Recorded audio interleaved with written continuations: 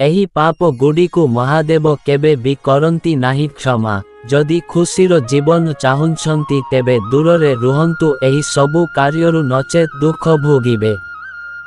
बंधुगण, त्रिदेवंक मध्यरु सर्वश्रेष्ठ हेउछंती महादेव, जाहांकर पूजा पूरा सृष्टि करिथाए।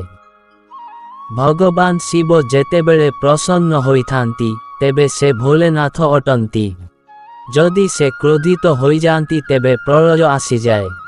सेथिपाई व्यक्तिमानंकु पाप कर्मरु निवृत्त रहिबाकु पड़िबो, नहेले महादेव केबे भी आपनंकु क्षमा करिबे नाही। शास्त्रे किछि एमिति कथा विषय कुहा जाइछि जहा पाप बोली कुहा जाए एवं से गुड़िकरु वर्जित रहिबाकु कुहा जाइछि। एही पाप गुड़िकु महादेव केबे भी करंती नाही क्षमा, एवं जदि महादेवंकर क्रोधरु बंचिबाकु चाहुंछंती तेबे एही पाप गुड़िक करंतु नाही। एही पाप गुड़िकु महादेव करंती नाही केबे भी क्षमा।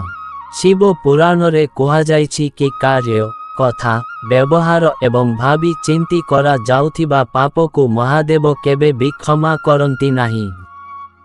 एही व्यक्ति सबुबेले शिवंकर प्रकोपर सामना करंती। जदि आपण निज मनरे काहा पाई खराप भाबुछंती ताहा भी पाप मध्यरे आसीथाए।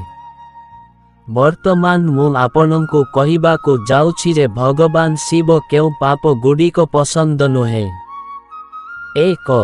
अन्यर स्त्री एवं स्वामी उपरे खराप नजर रखिबा ताहाकु पाइबार इच्छा रखिबा सबुठु बड़ पाप होइथाए। 2. अन्य व्यक्तिर धन पाइबा किंबा निजर बनाइबार इच्छा रखुथिबा लोकमानकु भगवान शिवंक नजररे अपराधी होइथांती। 3.